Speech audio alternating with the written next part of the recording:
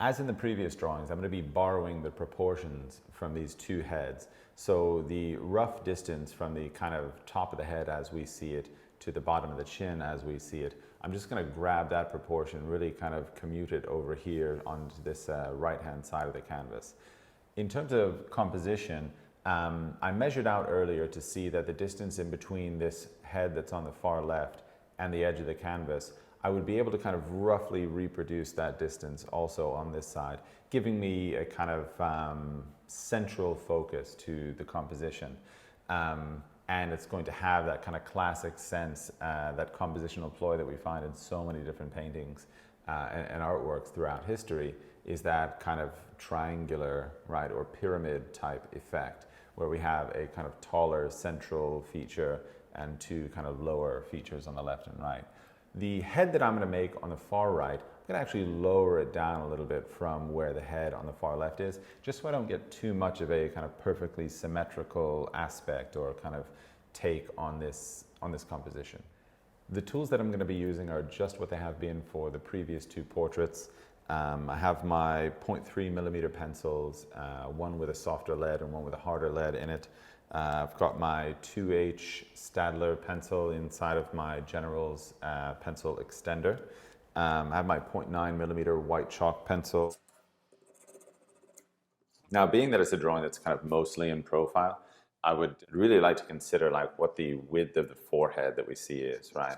Because that's going to kind of tell me where that side plane of the head really starts. So if I can know where the edge of the forehead is, the edge of the frontal bone, that can take me down to the zygomatic bone, and that can kind of take me down the side of the jaw or the side of the cheek, and kind of help me locate and kind of position certain things so that I kind of know what the sizes I'm kind of dealing with are. This is a kind of a basic kind of tactic that you have to have in terms of quick sketches. How do you realize proportions at an early stage? The hidden question within that is, how do you make the head look enough like a head early on that you actually can judge the proportions? If we have a head that is like totally abstract and doesn't look anything like a human, I don't think it's going to be very easy to kind of rapidly assess what the proportions of that head are. Yeah, I fell into a trap that I was describing to you guys earlier. I already had a very kind of dark value in that area. I wanted to kind of pump up the edge a little bit, so what I wound up doing is actually kind of creating too dark an accent, thus kind of losing sense of harmony in that area. The problem is I need to actually bring the ear, or at least the kind of tragus and antitragus, forward a little bit depth-wise. We're kind of following into the same depth as, or rather falling into the same depth as some of the features inside the ear. And that is contrary to my purposes. So I got to bring some of the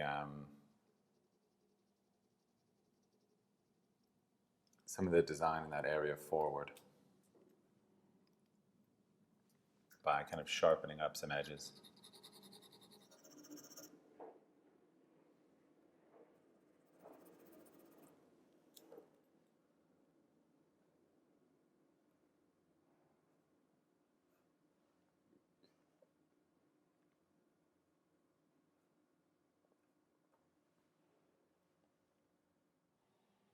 Okay, I think that works a little bit better.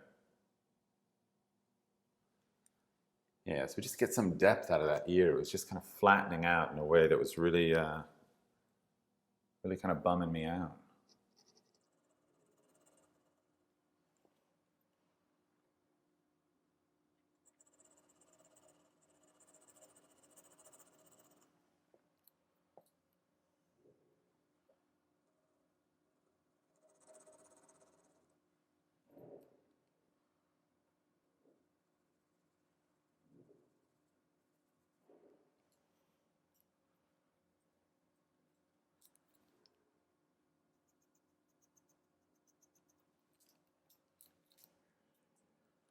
And hopefully for one last time here, I'm going to darken this kind of overhanging edge of the jaw. Hopefully that'll be kind of the end of the story for the definition of the jaw. Because I've really been working hard on getting that to sit in place where it's supposed to be.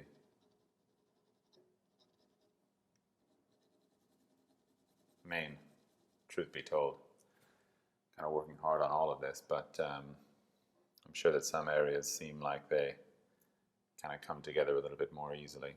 That's one that, though, I have to say, was not making my life easier.